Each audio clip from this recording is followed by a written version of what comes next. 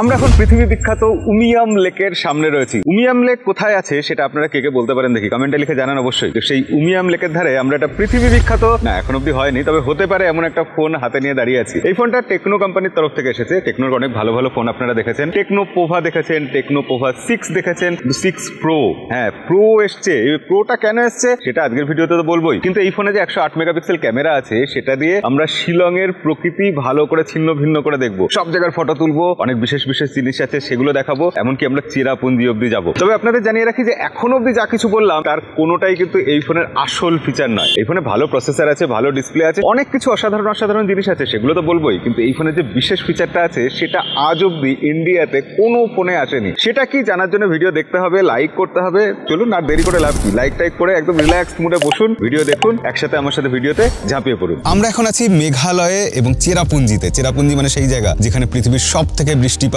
বেশি হওয়ার রেকর্ড ছিল। তো সেই চেরাপুঞ্জিতে সুন্দর ওয়েদারের মধ্যে আমরা ঘুরছি, আর এই সুন্দর জায়গায় এই সুন্দর ফোনের ডিজাইনের ব্যাপারেই আমরা প্রথমে বলবো। একটা টেকনোলজির ভাইব আসছে না এটার মধ্যে থেকে, মাদারবোর্ড থেকে ইন্সপায়ার্ড হয়ে এই ডিজাইনটা বানিয়েছে টেকনো। এমনিতেই টেকনোর এই পোভা সিরিজের ফোনে আজকাল নানা রকম ব্যাক সাইডে এলইডি লাইট দেওয়া থাকে, বিভিন্ন রকম ডিজাইন থাকে, বেশ একটা নেক্সট জেনারেশন টেক এনথুসিয়াস্টদের জন্য বানানো এই ফিলটা আসে। এবার যেটা টেকনো করেছে এখানে 200 খানা এলইডি লাইট দিয়ে দিয়েছে, বিভিন্ন রকম ভাবে লাইট টাইট জ্বলবে, সেটা দেখতে ভালো লাগবে। এবং তার সাথে সাথে ডিজাইনটা সেটাও বেশ একটু নতুন রকম ডিজাইন, টেক এনথুসিয়াস্টদের জন্য বোধহয় এটা পারফেক্ট ডিজাইন। আর ফোনটা একটু বক্সি টাইপের, বেশ বড়সড় ফোন। কিন্তু ফোনের ডিসপ্লে কেমন আসুন এবার আমরা সেটা দেখে নিই। 6.78 ইঞ্চি এর ডিসপ্লের সাইজ। এই ফোনটাতে কিন্তু 120 হার্টজের অ্যামোলেড ডিসপ্লে আছে। অ্যামোলেড ডিসপ্লে 120 হার্টজ টেকনো দিচ্ছে এই দামে, মানে জাস্ট জিনিসটা অ্যামেজিং। এবং ডিসপ্লে কোয়ালিটি কিন্তু বেশ ভালো, ইউজ করতে গিয়ে কোনো ডেজলাইটে ভিজিবিলিটির সমস্যা হয়নি, স্ক্রল করতে গিয়ে স্মুথলি স্ক্রল করা গেছে, এক্সপিরিয়েন্সটা ভালো করে দিয়েছে। টেকনোর মতো কোম্পানি তারা যখন ফোন বার করে আমাদের এক্সপেকটেশন থাকে যে ফোনটা ভ্যালু ফর মানি হবে, কম দামে হবে, কিন্তু সেই ফোনই যদি এরকম এক্সপিরিয়েন্স ভালো দিতে পারে তখন জিনিসটা বেশ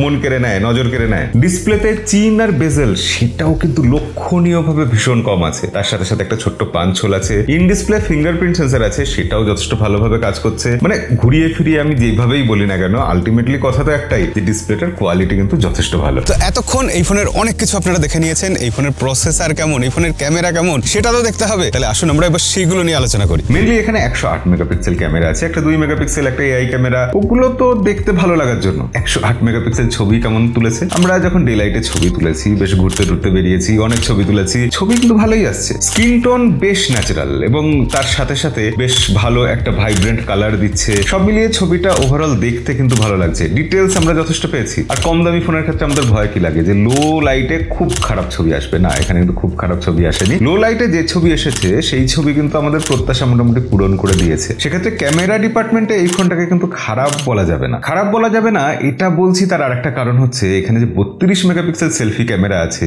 সেই ক্যামেরাটাও কিন্তু ঠিকঠাক কাজ চালানোর মতো ভালোই ছবি তুলেছে। সাধারণত এইসব ফোনে 32 মেগাপিক্সেল 64 মেগাপিক্সেল ফ্রন্ট ক্যামেরা, নাম্বারের খেলায় ভুলতে আপনাদের সবসময় আমি বারণ করি, এখানেও নাম্বারের খেলায় ভুলবেন না। রেজাল্ট দেখুন, রেজাল্ট কিন্তু মোটামুটি ঠিকই এসছে। আর ভিডিও ক্যামেরার ক্ষেত্রে ফ্রন্ট এবং ব্যাক দুটো ক্যামেরাতেই 2K তে ভিডিও রেকর্ড করা যাচ্ছে, 2K 30 FPS। টেকনোর সফটওয়্যার ডিপার্টমেন্ট না খুব একটা ভালো লাগতো না আমার। আপনারা জানেন আমি আগের ভিউতে বলতাম যে টেকনোর হাইওয়েস আমার খুব একটা পছন্দ না, কিন্তু সেই হাইওয়েস এখন কিন্তু আর নেই। এখন হাইওয়েস 14.0 আছে অ্যান্ড্রয়েড 14 এর উপর, এবং সেটা বেশ ভালো রকমই কাজ করছে। আইকনের ডিজাইন গুলো, একটু সেই কার্টুনিশ যে ফিল গুলো, সেগুলো কিন্তু টেকনো চেঞ্জ করে নিয়েছে। আর ফিচার সেটা বরাবরই টেকনো দিত, এখানে ফিচার রিচ একটা ওএস আমরা পাচ্ছি, যার মধ্যে বেশ ভালো একটা ইউজার এক্সপিরিয়েন্স পাচ্ছি। তো সব মিলিয়ে হাইওয়েস সেটাও 5 মার্ক পেয়ে যাবে। কিন্তু যেটা বলা হয়নি, যেটার জন্য আপনারা অপেক্ষা করছেন যে এই ফোনে কি স্পেশাল ব্যাপার আছে, যেটা প্রথমবার আমরা কোনো ফোনে পেলাম এই দামে, সেটা হচ্ছে 6000 mAh ব্যাটারি। না না না আমি জানি 6000 mAh ব্যাটারি বহু কোম্পানি বহু ফোনে দিয়েছে, কিন্তু 6000 mAh ব্যাটারি দেওয়া একটা ফোন,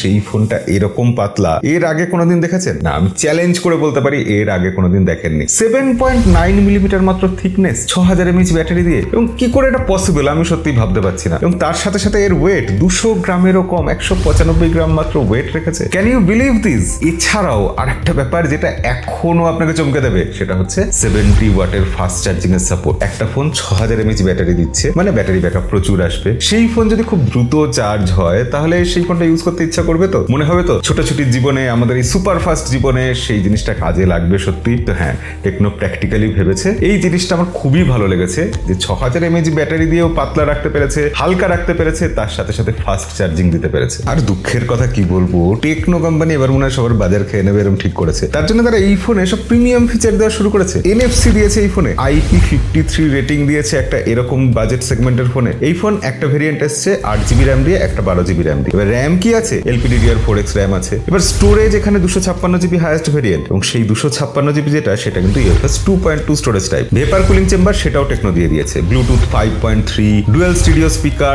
ডলবি অ্যাটমসের সাপোর্ট, মানে কোনো কিছুর অভাব খুব একটা রাখেনি। প্রসেসর, সেটাই তো ইম্পর্টেন্ট। প্রসেসর কি দিয়েছে এখানে? কি বলবো, ভেবেছিলাম প্রসেসর নিয়ে একটু অভাব অভিযোগ করবো, বলবো খারাপ দিয়েছে, কিন্তু প্রসেসরও ভালো দিয়েছে। MediaTek Dimensity 6080 processor. এই প্রসেসরটা এমনি আমি বলবো না যে সুপার ফাস্ট প্রসেসর, আপনি দুর্ধর্ষ গেমিং করতে পারবেন এরকম কিছু না, কিন্তু ডে টু ডে লাইফে ভালো কাজ করে দেবে। টুকটাক গেমিং খুব ভালোভাবে হবে। UI স্ক্রলিং কোথাও কোনো আটকাবে না।